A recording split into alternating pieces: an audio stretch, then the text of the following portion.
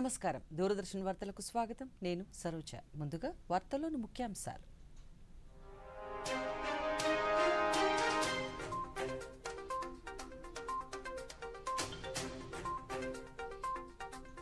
BJP పాలనను దేశం 1000 ఏళ్లు గుర్తుంచుకుంటుందన్న ప్రధానమంత్రి లోక్సభలో రాష్ట్రపతి ప్రసంగంపై మాట్లాడిన నరేంద్ర మోదీ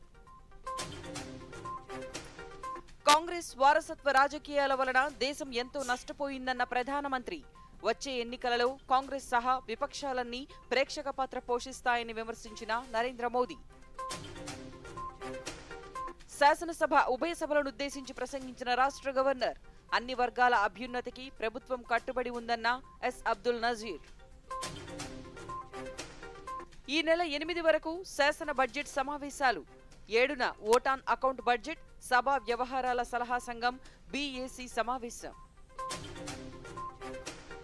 విశాఖ వేదికగా జరిగిన రెండవ టెస్టులో ఇంగ్లాండ్పై ఘన విజయం సాధించిన భారత్ 5 మ్యాచ్ల టెస్ట్ సిరీస్ 1-1తో సమం. ఇక వివరాలు చూద్దాం. కాంగ్రెస్ పార్టీ వారసత్వ రాజకీయాల కారణంగా దేశం ఎంతో నష్టపోయిందని ప్రధానమంత్రి నరేంద్ర మోదీ అన్నారు. లోక్సభలో రాష్ట్రపతి ప్రసంగంపై ధన్యవాదాలు తెలిపే తీర్మానంపై ప్రధాని ఈ రోజు మాట్లాడుతూ తమ ప్రభుత్వం తీసుకుంటున్న చర్యల కారణంగా దేశంలో ప్రజాస్వామ్యం పరిఢవిల్లుతోంది అన్నారు. దేశాన్ని విభజించడమే విపక్షాల లక్ష్యంగా మారింది అన్న ప్రధాని కాంగ్రెస్ పార్టీ వారసత్వ రాజకీయాల వలన విపక్షాలు నిర్మాణాత్మక ప్రతిపక్ష పాత్రను పోషించలేకపోతున్నాయని పేర్కొన్నారు.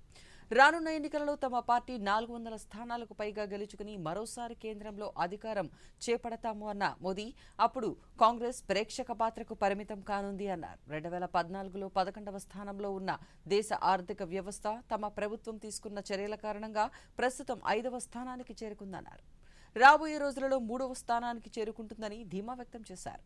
గ్రామ గ్రామాన వికసిత భారత్ సంకల్ప యాత్రలు జరుగుతున్నాయన్న ప్రధాని తమ ప్రభుత్వం పేదల కోసం 4 కోట్ల ఇళ్లను నిర్మించింది అన్నారు. చంద్రయాన్ ప్రయోగంతో దేశం చరిత్ర సృష్టించిందన్నారు.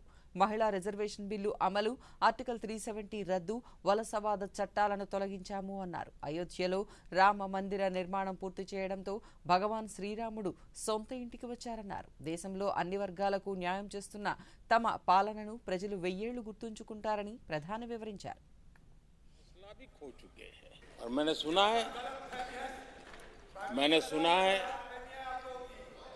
बहुत लोग पिछली बार भी सीट बदली, इस बार भी कुछ सीट बदलने के फिराक में हैं और मैंने सुना है बहुत लोग अब लोकसभा के बजाय राज्यसभा में जाना चाहते हैं. तो स्थितियों का आकलन करके वो अपना अपना रास्ता ढूंढ रहे हैं. आदरणीय अध्यक्ष जी, राष्ट्रपति जी का भाषण एक प्रकार से तथ्यों के आधार पर, हकीकतों के आधार पर एक बहुत बड़ा दस्तावेज है जो देश के सामने राष्ट्रपति जी ने प्रस्तुत किया. और इस पूरे दस्तावेज को आप देखेंगे तो उन हकीकतों को समेटने का प्रयास किया है जिससे देश किस स्पीड से प्रगति कर रहा है, किस स्केल के साथ गतिविधियों का विस्तार हो रहा है, उसका लेखा जोखा आदरणीय राष्ट्रपति जी ने प्रस्तुत किया है. आदरणीय राष्ट्रपति जी ने भारत के उज्जवल भविष्य को ध्यान में रखते हुए 4 मजबूत स्तंभों पर हम सबका ध्यान केंद्रित किया है और उनका सही आकलन है कि देश के 4 स्तंभ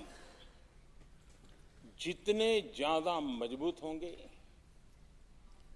जितने ज्यादा विकसित होंगे, जितने ज्यादा समृद्ध होंगे, हमारा देश उतना ही समृद्ध होगा, उतना ही तेजी से समृद्ध होगा.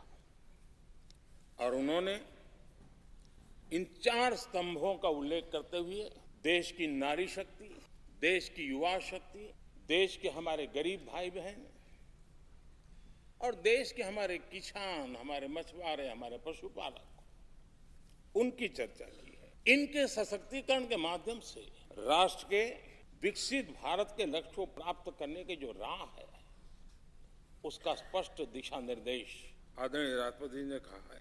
अच्छा हो सकता है आपके यहाँ फिशरमैन माइनॉरिटी के न हो सकता है आपके यहाँ पशुपालक माइनॉरिटी के न हो सकता है किसान आपके यहाँ माइनॉरिटी के न हो सकता है महिलाएं आपके यहाँ माइनॉरिटी में न हो सकता है कि आपके यहाँ युवा में माइनॉरिटी क्या हो गया है दादा? क्या देश के युवा जी की बात होती है? समाज के सब वर्ग नहीं होते हैं? क्या देश की नारी की बात होती है? देश की सभी नारी नहीं होती है? कब तक टुकड़ों में सोचते रहोगे? कब तक समाज को बांटते रहोगे? सब सीमा करो, बहुत तोड़ा देश को। ఈ రోజు నుంచి శాసనసభ బడ్జెట్ సమావేశాలు ప్రారంభమయ్యాయి. ఈ ఉదయం ఉభయ సభలను ఉద్దేశించి రాష్ట్ర గవర్నర్ ఎస్ అబ్దుల్ నజీర్ ప్రసంగించారు. తొలుత శాసనసభ ప్రాంగణానికి చేరుకున్న గవర్నర్ పోలీసు దళాల గౌరవ వందనాన్ని స్వీకరించారు. రాష్ట్ర ప్రభుత్వం తరపున ముఖ్యమంత్రి వైఎస్ జగన్మోహన్ రెడ్డి, ప్రభుత్వ ప్రధాన కార్యదర్శి డాక్టర్ కెఎస్ జవహర్ రెడ్డి, శాసనసభ వ్యవహారాల శాఖ మంత్రి బుగ్గన రాజేంద్రనాథ్ తదితరులు పుష్పగుచ్చాలను అందించి స్వాగతం పలికారు. స్పీకర్ తమ్మినేని సీతారాం, మండలి చైర్మన్ కొయ్యే మోషన్ రాజు పోడియం వరకు గవర్నర్ వెంట నడిచారు.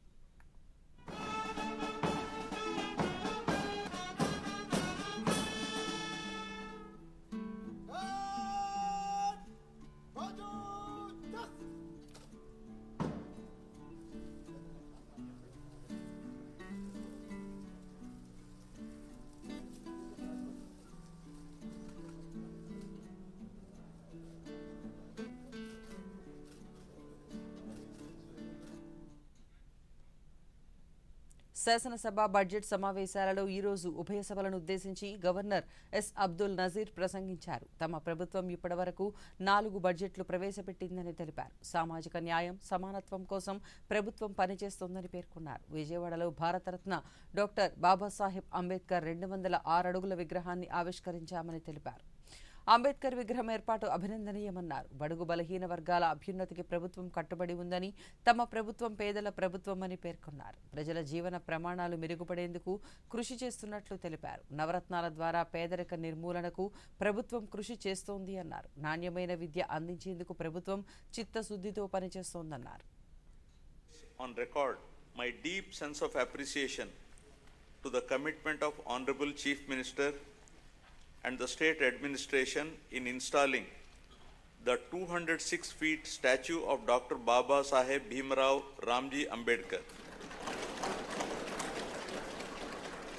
The magnificent statue, built in a sprawling campus of 18.81 acres in Dr. B.R. Ambedkar Swaraj Maidan in the heart of Vijayawada city at the cost of 404.35 crores will remain in the history as a place to visit and to cherish its elegance for generations to come in the state of Andhra Pradesh. It stands as a testimony to my government's commitment to social justice, equality and empowerment. I am pleased to inform this august house that under the astute leadership of Honorable Chief Minister Shri Y.S. Jagan Mohan Reddy Garu, this pro-poor government has touched every section of the society, especially the underprivileged, vulnerable and those in need of support. Be it the farmer, the unemployed youth, the auto driver, the weaver, senior citizens, women, children, or any other member who is socially and economically backward has benefited in one way or the other from my government. రాష్ట్రంలో విద్యార్థులు, మహిళలు, యువత, రైతులు ఇలా అన్ని వర్గాల సంక్షేమం కోసం రాష్ట్ర ప్రభుత్వం కృషి చేస్తోందని గవర్నర్ ఎస్ అబ్దుల్ నజీర్ పేర్కొన్నారు. పేద విద్యార్థులకు ప్రపంచ స్థాయి విద్యను అందిస్తున్నామని తెలిపారు. ఇప్పటివరకు విద్యారంగంలో 73,417 కోట్ల రూపాయలను ఖర్చు చేసినట్లు తెలిపారు. నవరత్నాల పేరుతో అన్ని వర్గాల సంక్షేమానికి కృషి చేస్తున్నామన్నారు. జగనన్న అమ్మఒడితో అర్హులైన విద్యార్థుల తల్లుల ఖాతాలలో నగదు జమ చేస్తున్నామన్నారు. మనబడి, నాడు నేడు ద్వారా స్కూళ్ల రూపురేఖలు మార్చామని తెలిపారు. 1 నుంచి 10వ తరగతి వరకు జగనన్న గోరుముద్ద ద్వారా విద్యార్థులకు నాణ్యమైన పౌష్టికాహారాన్ని అందిస్తున్నామని తెలిపారు. జగనన్న గోరుముద్ద కోసం ఏటా 1,910 కోట్ల రూపాయలు ఖర్చు చేయగా ఇప్పటివరకు గోరుముద్ద కింద 4,417 కోట్ల రూపాయలు ఖర్చు చేసిందని తెలిపారు.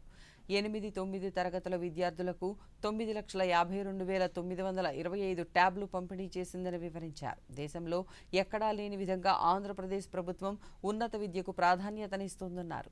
అర్హత ఉన్న ప్రతి విద్యార్థికి ఉచిత విద్య అందించేందుకు కృషి చేస్తోందన్నారు. 103 institutions which includes government schools, welfare hostels, and junior colleges in 3 phases. The modernization and infrastructure development works have been completed in all 15,715 government schools in phase 1, and works have been taken up in 22,344 schools in phase 2. So far, rupees 7,163 crore has been expended under Nadu Nedu. Modernization of the balanced schools will be taken up in the next phase, with an intent to make sure that poverty does not prevent parents from educating their children. My government launched a unique and innovative scheme, Jagananna Amma Odi, in 2019, under which the government directly deposits an annual financial assistance of rupees 15,000 in the bank accounts of the mothers belonging to BPL families with children studying from class 1 to intermediate. So far, an amount of rupees 26,067 crore has been spent. Jagananna Gorumudda is being implemented in the state for children of class 1 to 10 in government school. This is a revamped midday meal program with additional nutritious food items in the menu, providing hot cooked, healthy, tasty and qualitative nutritious food with 16 variety items every week, including Ragi Java drink to address the issue of malnutrition amongst children. So far, the government has incurred an amount of rupees 4,417 crores, annually spending rupees 910 crore for 43.27 lakh students.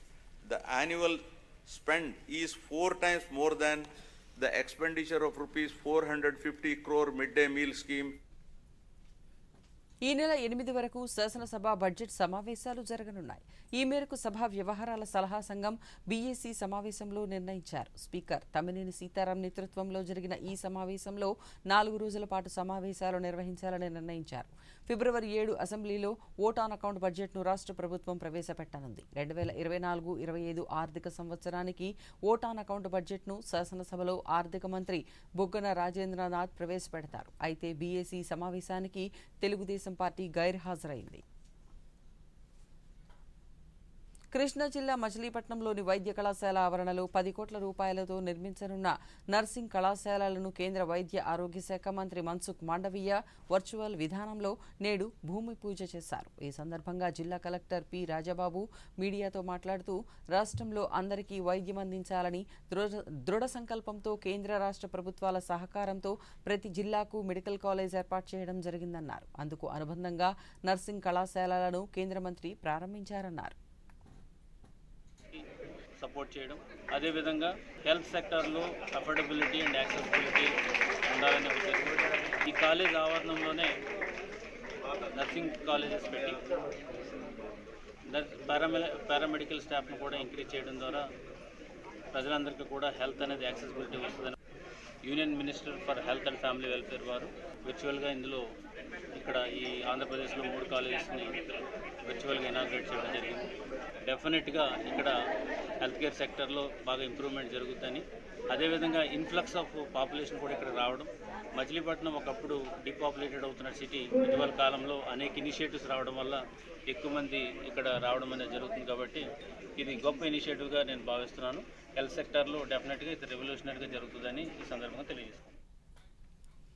గ్రామీణాభివృద్ధి రంగంలో నాబార్డు కృషి అభినందనీయమని రాష్ట్ర వ్యవసాయ సహకార శాఖ మంత్రి కాకాణి గోవర్ధన్ రెడ్డి పేర్కొన్నారు. నాబార్డు ఆధ్వర్యంలో వెలగపూడి సచివాలయంలో నిర్వహించిన రాష్ట్ర పరపతి సెమినార్లో ఆయన పాల్గొన్నారు. ఈ సందర్భంగా 2024-25 ఆర్థిక సంవత్సరానికి నాబార్డు 3,55,000 కోట్ల రూపాయల అంచనాతో రూపొందించిన స్టేట్ ఫోకస్ పేపర్ను మంత్రి విడుదల చేశారు. ఈ సందర్భంగా కాకాణి గోవర్ధన్ రెడ్డి మాట్లాడుతూ ఈ ఫోకస్ పేపర్ 2024-25 ఆర్థిక సంవత్సరానికి రాష్ట్రంలో బ్యాంకర్లు రూపొందించనున్న వార్షిక రుణ ప్రణాళికకు దిక్సూచిగా ఉంటుంది అన్నారు. నాబార్డు గ్రామీణ సంక్షేమాన్ని పెంపొందించడంలో చురుకైన పాత్ర పోషిస్తోందన్నారు.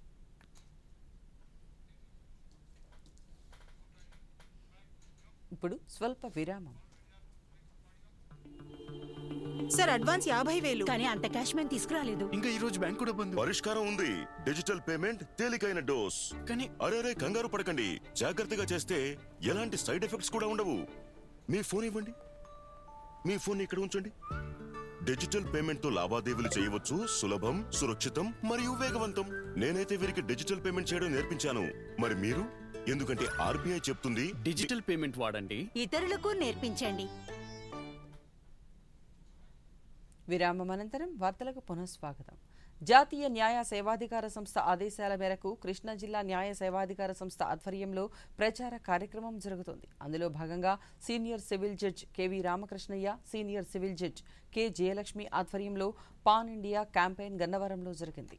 ఈ సందర్భంగా స్థానిక జైల్లోకి వెళ్లి జువైనల్ జస్టిస్ గురించి వారు అవగాహన కల్పించారు. అనంతరం జస్టిస్ రామకృష్ణయ్య మీడియాతో మాట్లాడుతూ సుప్రీంకోర్టు మార్గదర్శకాల ప్రకారం నేరం జరిగిన సమయంలో నేరం మోపిన వ్యక్తి మైనర్ అయి ఉంటే జువైనల్ చట్టం ప్రకారం మాత్రమే విచారణ జరగాల్సి ఉంటుందన్నారు.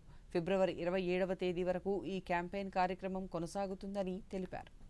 సంవత్సరాల లోపు ఉన్న వాళ్ళు ఉంటారో వాళ్ళందరికీ ఆ చట్టం ప్రకారం మాత్రమే న్యాయ విచారణ జరగాలి అనే ఉద్దేశంతో వాళ్ళ నోటీసులోకి వచ్చిన వివరాల ప్రకారం చాలామంది ఈ నేరం జరిగే నాటికి మైనర్ అయ్యున్న వాళ్ళని తెలియక పెద్ద జైళ్ళల్లో ఉంచారని, అది చట్టానికి అతిక్రమణ అని చెప్పేసి ఆ విధంగా దేశవ్యాప్తంగా పాన్ ఇండియా ప్రోగ్రాంలో రెస్టోరింగ్ ది యూత్ అనే ఒక క్యాప్షన్ తోటి దేశం మొత్తంగా ఇటువంటి జైళ్ళల్లో మైనర్స్ ఎవరైనా ఉన్నారా అనేది ఐడెంటిఫై చేయటము, వాళ్ళని రెస్క్యూ చేస్తూ వాళ్ళని సంబంధిత చట్ట ప్రకారం విచారణకు గురి చేసేందుకు గాను ఆ సంబంధిత హోమ్స్లో వాళ్ళని ఉంచాలి అన్న ఉద్దేశంతో దేశవ్యాప్తంగా 25/1/2024 నుంచి 27/2/2024 వరకు ఈ క్యాంపెయిన్ చేపట్టడం జరిగింది. ఓటు నమోదు, హక్కు ఓటు వినియోగంపై తెలుగు యువత ఆధ్వర్యంలో తిరుపతిలో యువతీ యువకులకు అవగాహన కార్యక్రమాలు నిర్వహించారు. 18 సంవత్సరాలు నిండిన ప్రతి ఒక్కరూ ఓటును నమోదు చేసుకోవాలని తెలుగు యువత రాష్ట్ర ప్రధాన కార్యదర్శి రవినాయుడు కోరారు. ఈ సందర్భంగా ఆయన మీడియాతో మాట్లాడుతూ ఓటు రాజ్యాంగం కల్పించిన హక్కు అని, దానిని సద్వినియోగం చేసుకుని సమర్థవంతమైన నాయకత్వాన్ని ఎన్నుకోవడంపై అవగాహన కల్పిస్తున్నామన్నారు.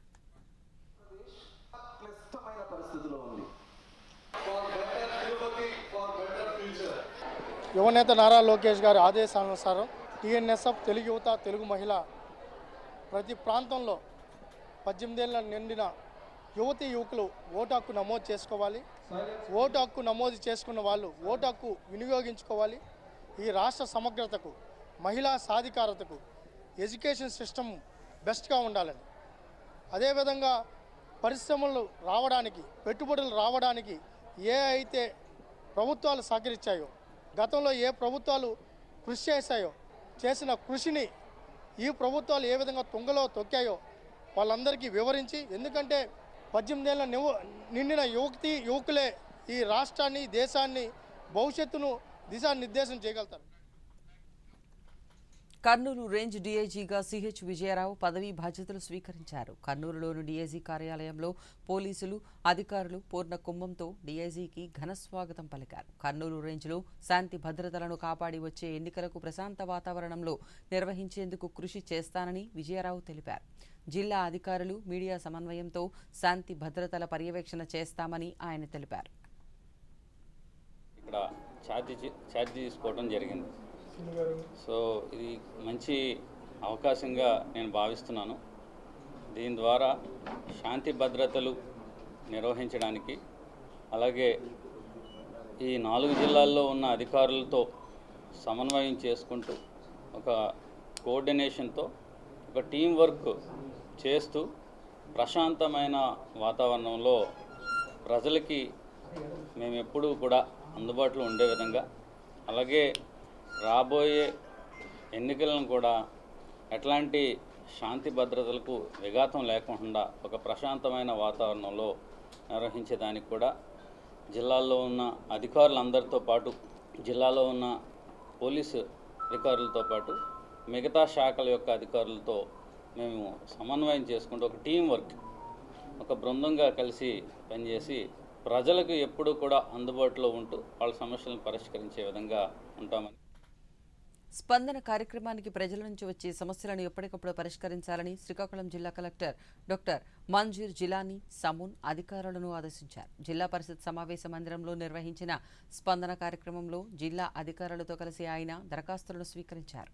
అనంతరం ఆయన మాట్లాడుతూ జగనన్నకు చెబుదాం స్పందన కార్యక్రమం ద్వారా స్వీకరించిన ఫిర్యాదులపై వెంటనే స్పందించి త్వరితగతిన పరిష్కార చర్యలు చేపట్టాలని ఆదేశించారు. కేంద్ర ప్రభుత్వం అమలు చేస్తున్న సంక్షేమ పథకాలపై ప్రజలకు మరింత అవగాహన కల్పించే లక్ష్యంతో కొనసాగుతున్న వికసిత భారత్ సంకల్ప యాత్ర పశ్చిమ గోదావరి జిల్లాలోని పురపాలక సంఘాలలో కొనసాగుతోంది. తాడేపల్లిగూడెంలోని పలు వార్డులలో ఈరోజు జరిగిన సంకల్ప యాత్రలో వార్డు సచివాలయ సిబ్బంది పథకాలపై ప్రజలకు అవగాహన కల్పించారు. డిజిటల్ వ్యాన్ ద్వారా ప్రధానమంత్రి సందేశాన్ని, సంక్షేమ పథకాలపై వీడియోను వీక్షించారు. ఈ సందర్భంగా ఐసిడిఎస్ పర్యవేక్షణాధికారి విశాలాక్షి దూరదర్శన్తో మాట్లాడుతూ పట్టణంలో ఉన్న 60 అంగన్వాడీ సెంటర్ల ద్వారా బాలింతలకు, గర్భిణీలకు ప్రతి నెల పోషక విలువలతో కూడిన ఆహారాన్ని అందజేస్తున్నామన్నారు. రైసు 3 కేజీల బియ్యము, అలాగే పప్పు కేజీ పప్పు, ఆయిల్ 1/2 లీటర్ ఆయిల్, ఎగ్స్ 25 గుడ్లు, అలాగే మిల్క్ 5 లీటర్లు ఇవ్వడం జరుగుతుంది. దాంతోపాటు ప్రతిరోజు గుడ్డు, పాలు 100 మిల్లీలీటర్ల పాలు అందించడం అనేది జరుగుతుంది. దీంతో పాటు వీళ్ళకి గర్భవతులు, బాలింతలు, పిల్లలు అందరికీ కూడా 5 సంవత్సరాల్లో పిల్లలందరికీ కూడా పోషకాహార లోపం లేకుండా ఉండే విధంగా ఈ ఆహారం అనేది, పోషకాహారం అనేది వాళ్ళకి అందించడం జరుగుతుందండి. కంప్లీట్గా మాకు వచ్చినాయండి. గ్యాస్ తీసుకున్నామండి, మేము ఊరికనే ఇచ్చారు, డబ్బులు ఏం తీసుకోకుండా. అలాగే కిట్కోయిలు పెట్టుకున్నామండి, అవి కూడా మాకు ఇచ్చారండి. ఇంకా ఏం కట్టలేదండి, మమ్మల్ని కట్టమని అన్నారండి. ఆయుష్మాన్ భవ కార్డు వచ్చిందండి. మా ఇంట్లో 4 సభ్యులు ఉన్నాము, 4కి కార్డు ఇచ్చారు. 5 లక్షలు ఖరీదు చేసే ఏ హాస్పిటల్లో అయినా సరే మేము చూపించుకోవడానికి అవకాశం కల్పించిన కేంద్ర ప్రభుత్వానికి ధన్యవాదములు. కేంద్ర ప్రభుత్వం అమలు చేస్తున్న పోషణ అభియాన్ కార్యక్రమం పట్ల గర్భిణీలు, బాలింతలు సంతృప్తి వ్యక్తం చేస్తున్నారు. చిత్తూరు జిల్లా సోమల మండలంలో గర్భిణీలకు, ప్రసవానంతరం బాలింతలకు అంగన్వాడీ కేంద్రాల నుంచి సంతృప్తికరమైన పోషక ఆహారాలను పంపిణీ చేస్తున్నారు. నిరంతరం వైద్య సేవలు అందిస్తున్నారు. ఈ సందర్భంగా వారు మాట్లాడుతూ కేంద్ర ప్రభుత్వం నుంచి ఆర్థిక సాయం అందించడంతో పాటు శిశువులు ఆరోగ్యంగా ఉండడానికి టీకాలు వేయించడం జరుగుతోందన్నారు. ఈ సందర్భంగా వారు కేంద్ర ప్రభుత్వానికి ధన్యవాదాలు తెలిపారు. పోషన్ 2.0 పథకం కింద అంగన్వాడీ సెంటర్లో రైస్ 3 కేజీస్, పప్పు 1 కేజీ, 1/2 లీటర్ ఆయిల్ మన ప్రధానమంత్రి ద్వారా అంగన్వాడీ సెంటర్లకి అందుతున్నాయి. ఫుడ్ తీసుకోవడం వల్ల గర్భవతులు, బాలింతలకి అనిమిక్ లేకుండా, వాళ్ళు మంచి గర్భవతి కానీ బాలింత కానీ అనిమిక్ లేకుండా బాగా హెల్తీగా ఉన్నారు. ఇంకా దాంతోపాటు రాష్ట్ర ప్రభుత్వం ఇస్తున్న 5 లీటర్స్ మిల్క్, అలాగే వైఎస్ఆర్ కిట్టు, దానివల్ల కూడా అనిమిక్ లేకుండా గర్భవతులు, బాలింతలు మంచి పోషణ వాళ్ళకి లభిస్తుంది. PMMDVY ద్వారా పథకం కింద నేను 6,000 లబ్ధి పొందినాను. నాకు 3 నెలలు ఇప్పుడు ఆశా కార్యకర్తల ద్వారా, ANM ద్వారా నమోదు చేసుకోవడం వలన 1000 రూపాయలు లబ్ధి పొందినాను. అలాగే ఆసుపత్రుల పరీక్షల కోసం 2,000 రూపాయలు వేసినారు. అలాగే నాకు ప్రభుత్వ ఆసుపత్రిలో కాన్పు అయినందున 1000 రూపాయలు. అలానే మా పాపకి 3 డోసులు వ్యాక్సినేషన్ కంప్లీట్ అయినందున 2,000 రూపాయలు. మొత్తం 6,000 రూపాయలు వేసినందుకు మోడీ గారికి కృతజ్ఞతలు. నేను 5వ నెల గర్భవతిని. అంగన్వాడీ కేంద్రంలో పేరు నమోదు చేసుకున్నాను. నాకు ప్రతి నెల ఫస్ట్ శుక్రవారము 3 కేజీల బియ్యము, 1 కేజీ పప్పు, 1/2 లీటర్ నూనె, 12 కోడిగుడ్లు, 2.5 లీటర్ పాలు అందజేస్తున్నారు. 3వ శుక్రవారము వైఎస్ఆర్ కిట్టు 2 కేజీలు రాగిపిండి, 1 కేజీ అటుకులు, ఖర్జూరము, ఎండు ఖర్జూరము, బెల్లము, అవన్నీ 3 కోడిగుడ్లు, 2.5 లీటర్ పాలు అందజేస్తున్నారు. నాకు ఈ అందజేస్తున్న మోడీ గారికి నా ధన్యవాదాలు. పార్లమెంటు బడ్జెట్ సమావేశాలు ఈరోజు తిరిగి ప్రారంభమయ్యాయి. లోక్సభకు ప్రత్యేక అతిథులుగా Suriname parliament chairman Marin Bee సహా పలువురు పార్లమెంటు సభ్యులు హాజరయ్యారు. వీరిని స్పీకర్ ఓం బిర్లా సభకు పరిచయం చేశారు. భారత పర్యటనలో భాగంగా పార్లమెంటును సందర్శించేందుకు వచ్చిన సురీనామ్ ప్రజా ప్రతినిధులకు సభ తరపున, పార్లమెంటు సభ్యుల తరపున ఘన స్వాగతం పలుకుతున్నామని ఓం బిర్లా చెప్పారు. భారత పర్యటనలో సురేనాం పార్లమెంటు చైర్మన్ సహా సభ్యులు అయోధ్య ఆగ్రాలలో పర్యటించనున్నారని తెలిపారు.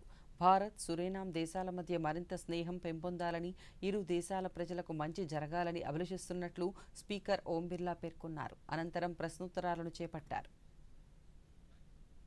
ఆంధ్రప్రదేశ్ను కాంగ్రెస్ పార్టీ అసంబద్ధంగా విభజించడం వలన దశాబ్ద కాలం నుంచి రాష్ట్రం అన్ని రంగాలలో తీవ్ర అన్యాయానికి గురవుతోందని రాజ్యసభ సభ్యులు విజయసాయిరెడ్డి అన్నారు. పార్లమెంటు బడ్జెట్ సమావేశాలలో భాగంగా రాష్ట్రపతి ప్రసంగంపై ధన్యవాదాలు తెలిపే అంశంపై విజయసాయిరెడ్డి మాట్లాడుతూ 2014లో ఆంధ్రప్రదేశ్ రాష్ట్రానికి కాంగ్రెస్ పార్టీ చేసిన ద్రోహాన్ని ప్రజలు ఇప్పటికీ ఎవరూ మర్చిపోలేదన్నారు. అందుకే గత ఎన్నికలలో ఆ పార్టీకి నోటా కంటే తక్కువ ఓట్లు వచ్చాయన్నారు. చరిత్ర పుటలలో కలిసిపోయిన కాంగ్రెస్ను తిరిగి బతికించాలని ఆ పార్టీ నాయకులు ప్రజలకు అసత్యాలను బోధిస్తున్నారని విజయసాయి దుయ్యబట్టారు. After 2014 to till now has been compared with that of the misrule of Congress party between prior to that till 2014. That is 2004 to 2014, the dark rule of Congress party. Sir, the Congress party, sir, I am referring to this because the Congress party has done irreparable damage to Andhra Pradesh, which I would like to bring to the notice in my next paragraph, sir. Polavaram ప్రాజెక్టులో diaphragm వాల్కి 2020వ సంవత్సరంలో నష్టం వాటిల్లితే నిర్మాణ బాధ్యతలను తీసుకున్న ఆంధ్రప్రదేశ్ ప్రభుత్వం 4 ఏళ్లు గడిచినప్పటికీ తగిన మరమ్మతులు నిర్వహించలేదని బీజేపీ రాజ్యసభ సభ్యులు సీఎం రమేష్ ఆరోపించారు. రాజ్యసభలో ఈరోజు ఆయన మాట్లాడుతూ ఆంధ్రప్రదేశ్కు జీవనాడి అయిన పోలవరం నిర్మాణ పనులను రాష్ట్ర ప్రభుత్వం త్వరితగతిన పూర్తి చేసేలా కేంద్రం చర్యలు తీసుకోవాలని డిమాండ్ చేశారు. దీనికి కేంద్ర జలశక్తి మంత్రి గజేంద్ర సింగ్ షెకావత్ సమాధానమిస్తూ జాతీయ, అంతర్జాతీయ సంస్థలతో డయాఫ్రమ్ వాల్కి జరిగిన నష్టంపై అంచనా నిర్వహిస్తున్నామని తెలిపారు. सदस्य ने कहा है कि डायफ्राम वॉल 2020 के बाढ़ के समय में डैमेज हुई थी, लेकिन जब उस पर काम करना प्रारंभ किया था और ये विषय संज्ञान में आया, उसके बाद भारत सरकार के नेशनल हाइड्रो पावर कॉरपोरेशन के जो है विशेषज्ञों ने जाकर के वहाँ इस विषय पर पूरा अध्ययन किया था. उन्होंने अपनी रिपोर्ट కేంద్రంలో బీజేపీ అధికారంలోకి వచ్చిన తరువాత పోలవరం జాతీయ ప్రాజెక్టు నిర్మాణానికి ప్రధానమంత్రి నరేంద్ర మోదీ పెద్ద ఎత్తున నిధులు కేటాయిస్తున్నారని రాజ్యసభలో బీజేపీ సభ్యులు జీవీఎల్ నరసింహారావు అన్నారు. రాజ్యసభలో ఆయన మాట్లాడుతూ పోలవరం నిర్మాణ బాధ్యతలను తీసుకున్న ఆంధ్రప్రదేశ్ రాష్ట్ర ప్రభుత్వం సక్రమంగా పనిచేయకపోతే కేంద్ర ప్రభుత్వ స్వాధీనంలోకి తీసుకుని పూర్తి చేయాలని కోరారు. అంతేకాకుండా నిధులను కేటాయిస్తున్నందున దీనికి ప్రధానమంత్రి నరేంద్ర మోదీ పోలవరం ఇరిగేషన్ ప్రాజెక్టుగా నామకరణం చేయాలని డిమాండ్ చేశారు. దీనికి కేంద్ర జలశక్తి మంత్రి గజేంద్ర సింగ్ షెకావత్ సమాధానమిస్తూ పోలవరం ప్రాజెక్టు నిర్మాణంపై ఏపీ ప్రభుత్వంతో కలిసి సమీక్ష నిర్వహిస్తున్నామన్నారు. I'd like to ask the Honorable Minister the amount of money that has been released so far under Polavaram irrigation project, and I have requested in the past to name it as Pradhan Mantri Modi Polavaram irrigation project, because this project, every rupee on this project is being spent by the central government. So I would like Honorable Minister to respond to my appeal to name it as Pradhan Mantri Polavaram irrigation project, and whether central government will take over the construction of the project, because the state government has not been moving fast Honorable enough Minister. in completion of the project. Thank you, sir. Honorable Minister. माननीय अध्यक्ष महोदय, माननीय सदस्य ने जो प्रश्न पूछा है कि अब तक भारत सरकार ने इस पर कितना खर्च किया है, मैं माननीय सदस्य की जानकारी के लिए बताना चाहता हूं कि 2014-15 में जब इसे भारत सरकार ने नेशनल प्रोजेक्ट के रूप में मान्यता दी थी, तब से लेकर के अब तक 15,146 करोड़ रुपए की वित्तीय एलोकेशन भारत सरकार इस प्रोजेक्ट को पूरा करने की दिशा में दे चुका है, जो आंध्र प्रदेश सरकार को भारत सरकार జార్ఖండ్లో జేఎంఎం నేతృత్వంలోని సంకీర్ణ ప్రభుత్వం నేడు బలపరీక్షలో నెగ్గింది. బలపరీక్షలో చెంపై సోరెన్ నేతృత్వంలోని మహాగఠబంధన్ ప్రభుత్వం 47 ఓట్లను సాధించింది. వ్యతిరేకంగా 29 ఓట్లు పోలయ్యాయి. బలపరీక్షకు వ్యతిరేకంగా ఓటు వేసిన పార్టీలలో బీజేపీ, ఏజేఎస్యూ ఉన్నాయి. బలపరీక్షకు అనుకూలంగా 29 మంది జేఎంఎం, 16 మంది కాంగ్రెస్ ఎమ్మెల్యేలు, ఆర్జేడీ, సిపిఐ, ఎంఎల్ నుంచి ఒక్కొక్క ఎమ్మెల్యే ఓటు వేశారు. మొత్తం 47 ఓట్లు అనుకూలంగా వచ్చాయి. భూకుంభకోణం కేసులో మాజీ ముఖ్యమంత్రి హేమంత్ సోరెన్ను ఎన్ఫోర్స్మెంట్ ఎన్ఫోర్స్మెంట్ డైరెక్టరేట్ అరెస్ట్ చేసింది. దీంతో హేమంత్ సోరెన్ తన పదవికి రాజీనామా చేశారు. అనంతరం జేఎంఎం చంపై సోరెన్ను పార్టీ శాసనసభాపక్ష నేతగా ఎన్నుకుంది. ఆ తర్వాత ఆయన ముఖ్యమంత్రిగా ప్రమాణ స్వీకారం చేశారు. ఈ క్రమంలో 81 మంది సభ్యులు ఉన్న అసెంబ్లీలో చంపై సోరెన్ మెజారిటీని నిరూపించుకోవాల్సి వచ్చింది. విశాఖపట్నం వేదికగా ఇంగ్లాండ్తో జరుగుతున్న 2వ టెస్ట్లో టీమిండియా ఘన విజయం సాధించింది. టీమిండియా నిర్దేశించిన 399 పరుగుల లక్ష్యంతో బరిలోకి దిగిన ఇంగ్లాండ్ 292 పరుగులకు ఆలౌట్ అయింది. దీంతో భారత్ 106 పరుగుల తేడాతో విజయ కేతనాన్ని ఎగురవేసింది. 5 మ్యాచ్ల టెస్టు సిరీస్ను 1-1తో సమం చేసింది. బుమ్రా, అశ్విన్ 3 వికెట్లు పడగొట్టి భారత్ విజయంలో కీలక పాత్ర పోషించారు. కాగా ఈ మ్యాచ్ తొలి ఇన్నింగ్స్లో యశస్వి జైస్వాల్ 209 పరుగులతో డబుల్ సెంచరీతో సత్తా చాటగా 2వ ఇన్నింగ్స్లో శుభ్మన్ గిల్ 104 పరుగులతో శతకం సాధించాడు. ప్లేయర్ ఆఫ్ ద మ్యాచ్గా బుమ్రా నిలిచాడు. ఈ వార్తలు ఇంతటితో సమాప్తం. నమస్కారం.